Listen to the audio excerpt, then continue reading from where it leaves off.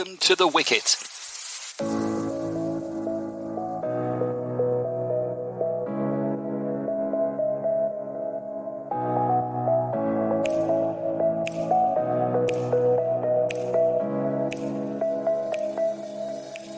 Hello, yes, it's time for a new episode of The Wicket, the weekly cricket podcast by Arab News that looks at the latest news and results from around the Middle East, Asia and the world. I'm Brian Murgatroyd, and with me today and every week is Arab News columnist Jon Pike and cricket reporter Subas Humagain. Welcome, gentlemen. Good afternoon. Thank you, Brian. Well, we've got a lot to get through this week. Of course, there's the latest on the ICC Cricket World Cup in India. Jon is there, and we'll get his latest impressions on the action. We've got the update from the T20 World Cup qualifier in Nepal and a reflection on the final of the T20 Tri-Series that preceded it between Nepal and the UAE. Subas is there, and he can update us. We look back on the Bangladesh-Pakistan Women's T20 International Series in Chattogram, and we look forward to the one-day international series between those two teams in Mirpur.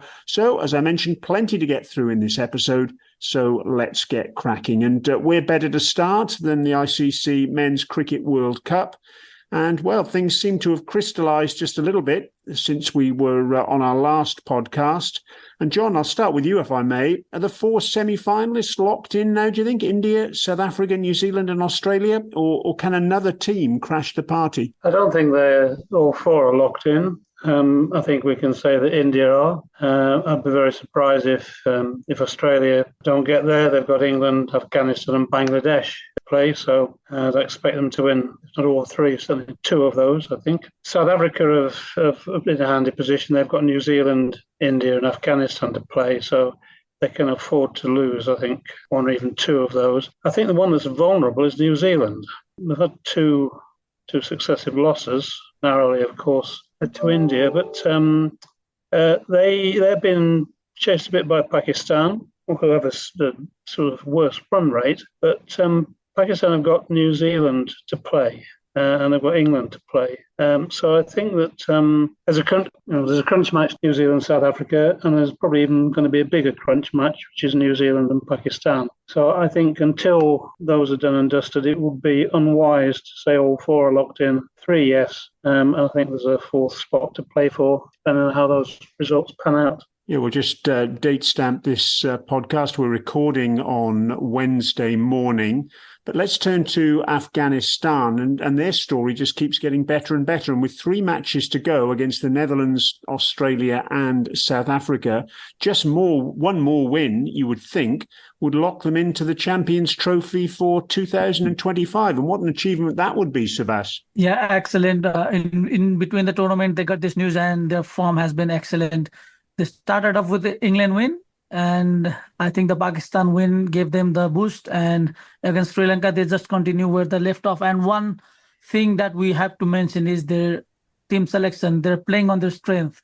Against Pakistan, we saw Noor making his debut, and he was excellent. Then for the next match, they dropped Noor and brought in Fazal Farooqi, and he produced player of the match performance.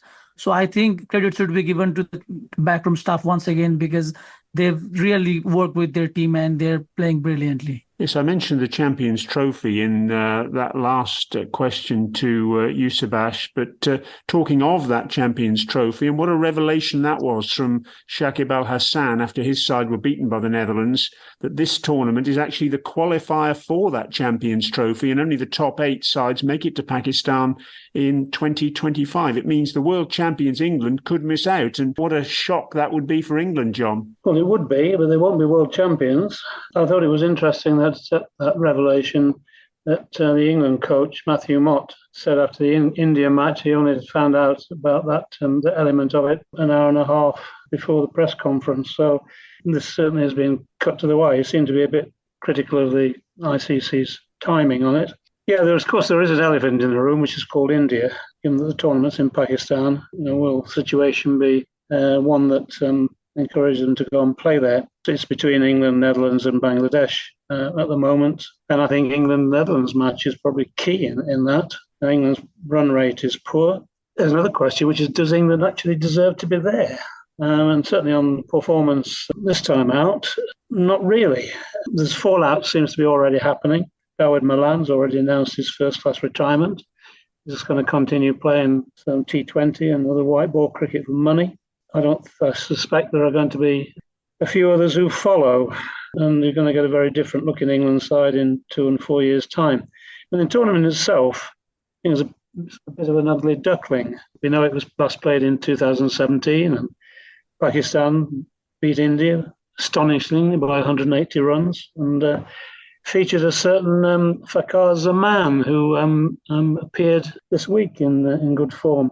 Originally, it was supposed to be a tournament to raise funds for development in non-test countries, Kenya, for example, but sort of morphed into a mini World Cup. And I think its future shape, it does need some looking at, but I don't think that's necessarily going to help England next time round if they continue in the same vein. Indeed. Well, that's the Champions Trophy, but let's talk about the here and now, the World Cup. And since our last podcast, we've actually had a couple of thrillers.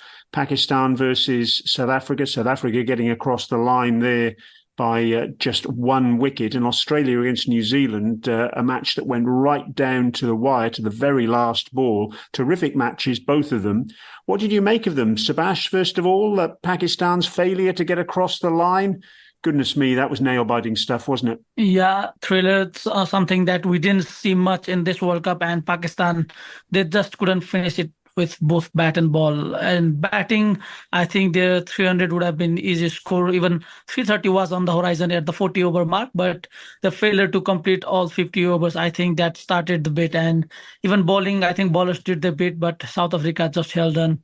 Markram and Miller were excellent in the middle, and Shamsi and Maharaj, I must say, at the end, they held onto the nerves. There was some drama with the umpire's call in the DRS as well, but South Africa, I think they're doing something different this time, and they didn't choke at the end. They didn't, and Australia didn't choke as well, despite the pressure they were put under by James Neesham in particular at the back end of that match, and Rachin Ravindra with a fantastic 100.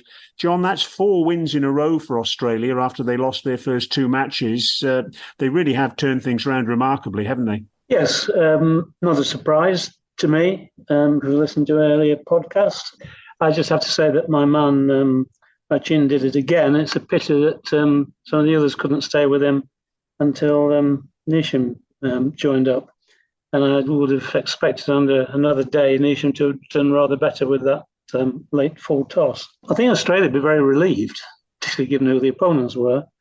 They've got Travis Head back, as we've discussed in previous podcasts. I fully expected him to get in the side, despite what Pat Cummins was saying. Stoinis and Green can't get in. There's a strength in depth, and they're getting steadily better and better with each match. Indeed. Now, with the top 4, presumably, Subas, it's a race to avoid finishing 4th and therefore playing India in the semi-final, because India, let's be realistic, they've been mightily impressive, haven't they? Yeah, the way India is playing, they look like an unstoppable team.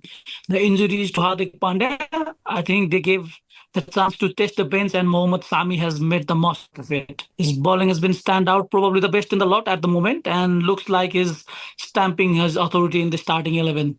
Ishan Kishan, who is waiting for his chance, and I think India will look at that last matches after their top spot is confirmed. They'll look to give a go, but India, they are looking like a team to beat. They are indeed. But John, you're over there, of course. What are you looking forward to over the last week or so of the group games? Have you got any specific matchups in mind? Pretty spicy affair between New Zealand and South Africa in Pune. I don't think at this stage of the tournament they come much hotter than that. I'm not going to be going to Ahmedabad again for England-Australia. England have only got pride to pay for, but I think Australia are on such a good wave that they'll go for the jugular. New Zealand-Pakistan, as I mentioned before, is going to be a pretty vital matchup. And then following that, there's England v India v South Africa, which, for all we know, might be a rerun of a semi-final or even a final. I'm going to see England and Netherlands at Pune next Wednesday. And as we mentioned before, there's a potential place in the Champions Trophy at stake on that particular match. So still some big interest in the last knock-ins of the group stage. Still some pride and some place to play for 5 or 6 of the teams. So that's the World Cup that we've spoken of. But let's move now to the 2020 World Cup Asia qualifier. That tournament got underway in Nepal on Monday, the 30th of October. The tournament involves 8 teams. That's the hosts, plus Singapore, Oman and Malaysia in Group A, and the UAE, Bahrain, Hong Kong and Kuwait in Group B. As we record this podcast, 2 days of matches are done and dusted, and it's Group A that's gone to form with Nepal and Oman already in the semi-finals.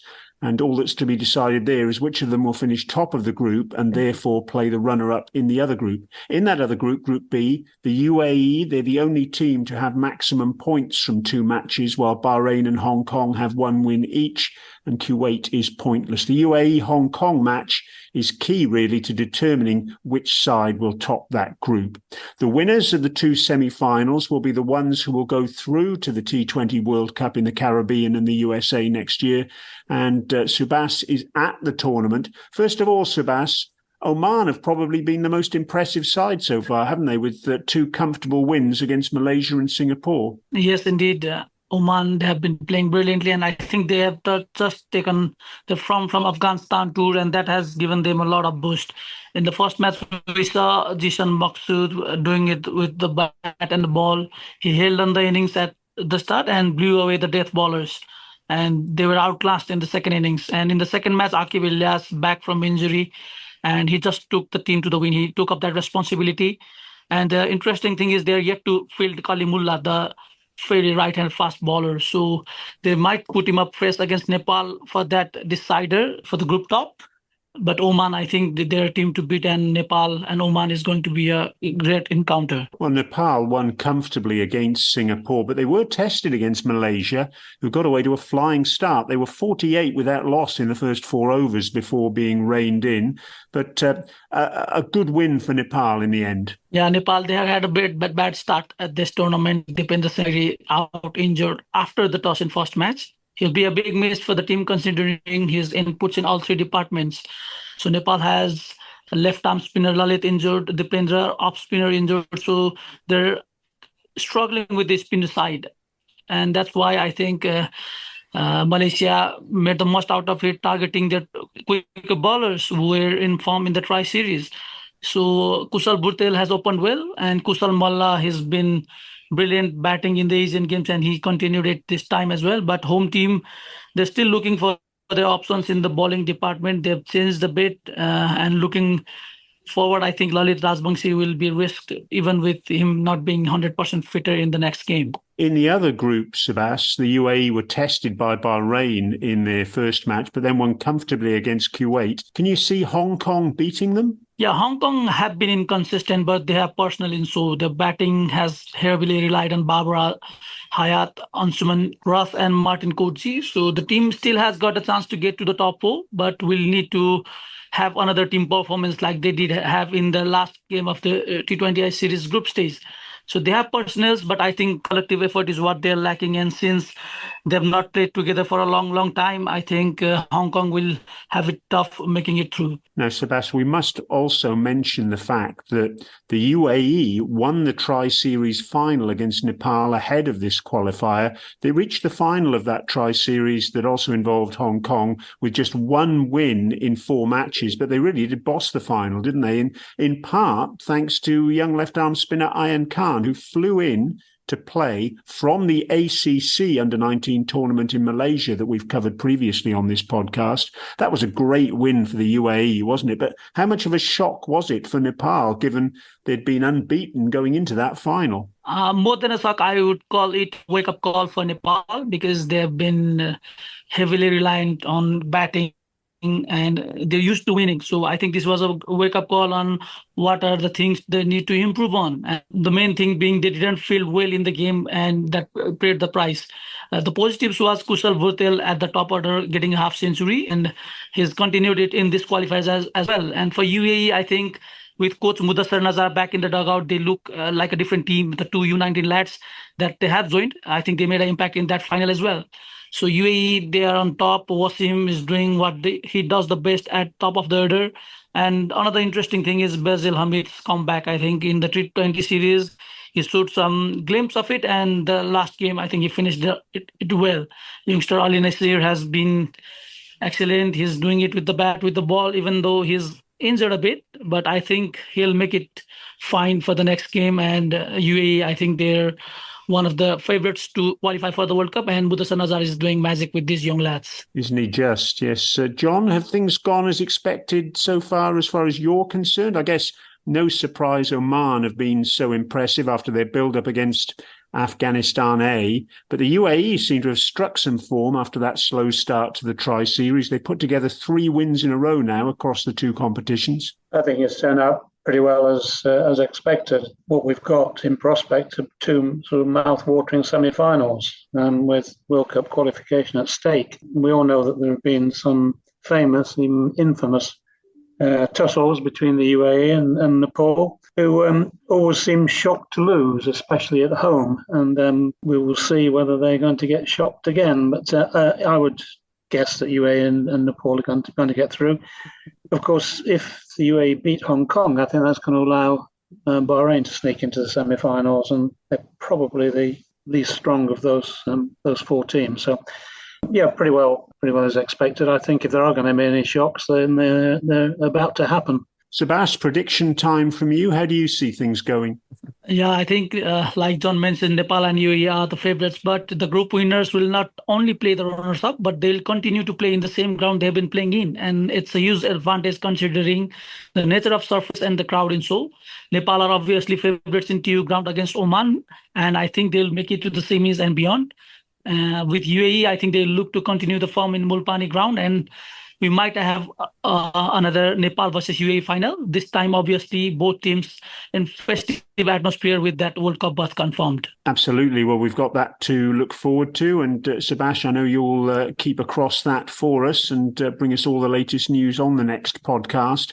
In the meantime, let's talk about Bangladesh against Pakistan, the women's series that's going on. As we record this podcast, we're between formats in the battle between those 2 teams. The 2020 International Series is over, and Bangladesh won that one 2-1 in Chattogram, thanks to impressive victories in the first 2 matches of the series. Those 2 successes, just the 3rd and 4th times they've beaten Pakistan in 20 matches in the format. That really is a statement of intent from them. Subas, how much of a shock was it, that series win for Bangladesh against Pakistan, do you think? More than a shock, I'd like to term it as elevation of Bangladesh women's cricket team in terms of quality. They've improved a lot in the last 1 over, not just with the performance, but have results to show it for it too. They've competed well against India in bilateral series and won a match each in ODI and T20I series. They tied the decider against India in ODIs to save the trophy, which we saw didn't go well with the Indian side. And even in the Asian Games, they beat Pakistan to win the bronze and just continue with the run of form at home, making 3 in a row against Pakistan. Yeah, that is an impressive run of results, as you say, Subas. But now, of course, the attention is turning to the one-day international series in Mirpur. And the 3 matches in that series are on the 4th, the 7th and the 10th of November. And they all form part of the ICC Women's Championship. Now, the importance of the matches is that wins mean points in that championship. A 10-team series with only the top 5 plus hosts India securing direct entry into the next Women's Cricket World Cup. That's in 2025. While those below the line will have to battle it out in the qualifier. Pakistan are currently 4th in that Women's Championship, but they have played more matches than most of the sides below them, while Bangladesh are 8th. So those ODIs to be played in Mirpur will be of huge significance to both sides. John, I know we've already spoken about the issue of the Champions Trophy qualification in the men's game, but this type of jeopardy in the Women's Championship, it has to be good for the sport, doesn't it? Yes, I'd agree with that. Looking at the latest table and the bottom 4 teams, Sri Lanka, Bangladesh, West Indies and Ireland, we know that each team plays 8 3-match series for home and 4 away. I think that sort of competition can only help to raise standards. As you mentioned, each teams have so far played a different number of matches, so the league positions are a little bit false, and we won't know until the cycle's completed who the strongest members are. But I think that it has raised the profile of the women's game, and it also raises standards. So all for it. Yes, maybe the men's game has got something to learn from the way the women's game goes about things. But let's look ahead now to what the next week has in store. There's obviously the ICC Men's Cricket World Cup going on. The semi-finalists should almost certainly be confirmed by this time next week. And we'll know who's heading to the USA and the Caribbean for the men's ICC T20 World Cup next year as well. There's also that Bangladesh-Pakistan Women's ODI series. That'll be underway by the next time we record a podcast. But in addition to that, it's also worth adding that the UAE's own T20 league, the ILT20, is set to announce its fixtures for Season 2 on Friday, November the 3rd. And we'll bring you all the details of that the next time we chat on the podcast as well. In the meantime, well, what has the next week got in store from your perspectives, gentlemen, World Cup or otherwise? John, I'll start with you. As I mentioned, I've got a big match today. I've got another one in Pune next Wednesday, and I think another one the following week in Pune, probably of less significance. So those are the ones that I'll be watching and commenting on. I had another, I wouldn't say enjoyable experience of collecting tickets today for the matches in Pune. Do make it rather difficult for people. This meant from my hotel, it was a 2-hour round trip to find the box office. There was a queue had formed, which was controlled by policemen, but it was a bit of a free-for-all inside. And then to cap it all, the internet went down so that the printer stopped working. All in all, in hot weather, in a big city with lots of traffic, I would have thought that there could have been some better arrangements made, even allowing for the almost neurotic attitude they have towards people securing tickets that they haven't actually ordered and purchased themselves. So just on a note for people who may be going to matches over the next week or so, if you haven't already had that experience, then make sure that you contact Book My Show, which is the outsourced agency dealing with this, to find out where to collect the tickets from, because they've been sadly lacking, certainly as far as non-Indian visitors are concerned, in to communicate where those are. You have to do the legwork yourself to find out. So not very ideal by any account. Yes, you're not the first person to comment on the nature of the ticketing for this tournament, and I'm sure there'll be a little bit of fallout once the tournament's done and dusted with regards to that. Subas, you're obviously across the T20 World Cup qualifier in Nepal, and it really is boiling up beautifully there, isn't it? You must be really looking forward to the next few days. Obviously, we'll have 2 big semi-finals, which are more important than the title decider, which will follow here in Nepal. After that, all focus at the business end of the Cricket World Cup in Never India. Will the hosts repeat the 2011 story, or will there be an anticlimax to the Indian dream, is what I'll be looking forward to in the next week. Yes, we've got all that to look forward to as the Cricket World Cup moves towards its conclusion. Just over 2 weeks to go in that tournament as we record this podcast. Well, that's us done and dusted for another episode, and thanks for joining us at The Wicket. We'll be back soon with more cricket chat from the Gulf region, Asia and worldwide. Please don't forget to like, subscribe and comment on what you've heard wherever you get your podcast. We'd love to hear your feedback, and let us know if there's anything you'd like us to feature in future episodes. For now, though, this is Brian Murgatroyd, along with Jon Pike and Subas Humagain, saying thank you very much for listening, and we look forward to your company again next time.